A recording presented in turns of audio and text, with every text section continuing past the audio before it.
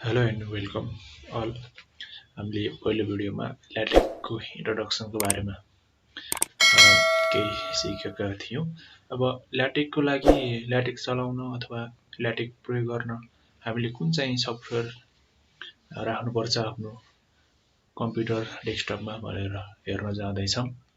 त्यसको लागि हामी जानुपर्ने हुन्छ गुगलमा जाने, अनि हामीले सुरुमा मिकटेक भन्ने चाहिन्छ। यो हाम्रो यो miktek.org भन्ने वेबसाइटमा गएपछि त्यसमा आउँछ यो यसरी हाम्रो यो वेबसाइट आउँछ। अब यसमा डाउनलोडमा क्लिक गरेपछि हामीले अब कुनमा विन्डोजमा हो कि म्याकमा हो कि लिनक्समा हो, डकर अल डाउनलोड्स यस्तो छ। हामीले विन्डोज हुन्छ धेरै जसोको।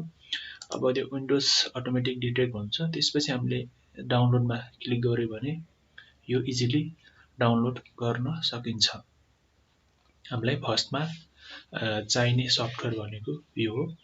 यसले जति पनि हामीले GUI अथवा इन्टरेक्सन कमान्डहरू दिन्छ यो ब्याकग्राउन्डमा रन गर्ने काम गर्छ। अनि यो डाउनलोड गरिसकेपछि हामीलाई अर्को चाहिन्छ टेक्स्ट स्टुडियो, TX स्टुडियो। गुगलमा यो टेक्स्ट स्टुडियो हानेर इन्टर गरेपछि हामीलाई यो वेबसाइट आउँछ टेक्स्ट स्टुडियो भनेर। यसमा क्लिक गर्यो भने अथवा यस्तो आउँछ यसमा। अब हामीले यो डाउनलोड भनेको छ। अब यो डाउनलोडमा क्लिक गरेपछि हामीले सजिलै डाउनलोड गर्न सक्छौँ। अनि हामीले जति पनि टाइपिङ गर्ने भनेको यही टेक्स्ट स्टुडियोमा हो। अनि त्यो टाइपिङ गरेको कुराहरूलाई ब्याकग्राउन्डमा रन गर्ने काम चाहिँ मिकटेक भन्नेमा हुन्छ। हामीले मिकटेकमा टाइपिङ गर्ने होइन। अब यो दुईटा सफ्टवेयर डाउनलोड गरेपछि हामीले कस्तो पाउँछौँ भन्दा यसरी यो बेसिक मिकटेक भन्ने हुन्छ। पहिला यसलाई इन्स्टल गर्नु पर्यो, अनि त्यसपछि यो टेक्स्ट स्टुडियोलाई इन्स्टल गर्नु पर्यो। अनि त्यसपछि यो हामीले इन्स्टल गरेपछि यो आउँछ यो टेक्स्ट स्टुडियो। अनि यो टेक्स्ट स्टुडियोलाई ओपन गरेपछि हामीले आफ्नो कामहरू गर्न सक्छौँ यसरी। यो भनेको हाम्रो के भयो, टेक्स्ट स्टुडियो भयो। टेक्स्ट स्टुडियोमा के हुन्छ भन्दा फाइल, एडिट, यो टुल्स, ल्याटेक्स, म्याथ, विजार्ड, बिब्लियोग्राफी यो अप्सनहरू हुन्छ। अनि रन गर्ने, कम्पाइल गर्ने, सेभ गर्ने, फाइल ओपन गर्ने यस्तो हुन्छ। अब टेक्स्ट स्टुडियो भनेको यो यहाँ दुईटा पार्ट्स हुन्छ, लेफ्ट साइड र राइट साइड।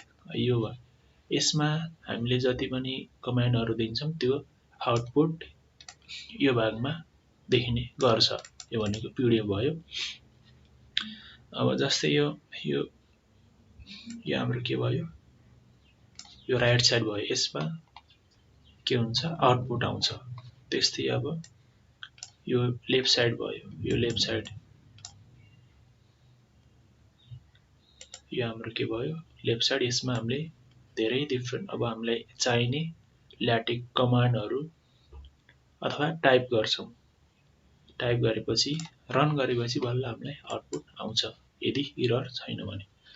अब यसरी हामीले टेक्स्ट स्टुडियोको प्रयोग गरेर आफ्नो रिक्वायर्ड अनुसारको डकुमेन्ट, रिपोर्ट हो कि बुक हो कि आर्टिकल्स हो कि लेटर हो कि क्वेसन पेपर हो कि भिमर प्रेजेन्टेसन हो त्यो बनाउन सक्छौँ।